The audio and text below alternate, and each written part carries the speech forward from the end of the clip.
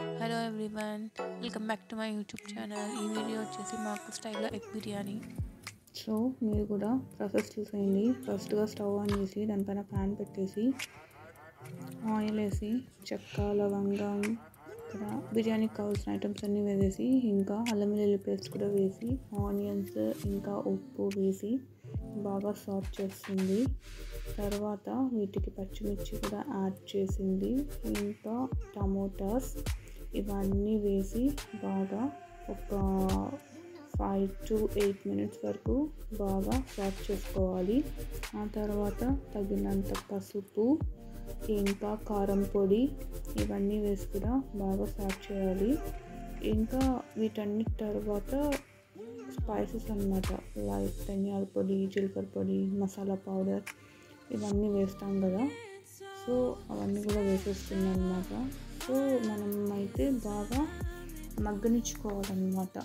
వీటిని అన్నీ వేసేసిన తర్వాత మూత పెట్టి ఒక 5 to 8 minutes మీడియం ఫ్లేమ్లో మనం మగ్గనిచ్చుకోవాలి.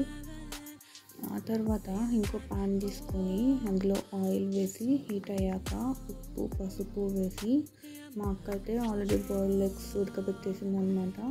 వాటి అన్నిటినీ వేసి అలా సాట్ చేయాలి. వాటికి ఉప్పు, పసుపు అంతా పట్టేదాకా అన్నమాట. ఒక 2 to 3 minutes అయితే సాట్ చేసింది. ఇంకా వాటన్నిటిని అలా అనుకొని ఒక ఈ టైప్ ఆఫ్ కన్సిస్టెన్సీ అలా కొంచెం ఫ్రై అయినట్టు తెలుస్తుంది కదా, అలా వచ్చాక పక్కన పెట్టుకోవాలన్నమాట. ఇప్పుడైతే మనకి పర్ఫెక్ట్ కన్సిస్టెన్సీ అయితే వచ్చేసింది అనమాట, బాగా కుక్ అయింది. ఇప్పుడైతే మనం ఆల్రెడీ ఎగ్స్ అనేవి బాగా ఫ్రై చేసుకొని పెట్టుకున్నాం కదా ఆయిల్లో, ఉప్పు, పసుపు వేసి వాటిని ఇందులోకి ట్రాన్స్ఫర్ చేసేసి ఇంకో 2-3 minutes అలా సాట్ చేసుకోవాలన్నమాట. ఇక్కడ మా అక్క అయితే ఆల్రెడీ రైస్ కుక్ చేసేసిందనమాట. ఇంకా ఆ రైస్ని వచ్చేసి ఇందులో వేసేసుకొని ఆ రైస్ని కొంచెం చల్లార్చిన తర్వాత మనం కలుపుకొని సర్వ్ చేసేసుకోవడమే. సో వేడి వేడి ఎగ్ పలావ్, దీన్ని ఎగ్ బిర్యానీ కూడా అనొచ్చు. ఇక్కడ మేమైతే మామూలు రైస్తో చేసేస్తున్నాం కాబట్టి ఎగ్ పలావ్ అన్నాము.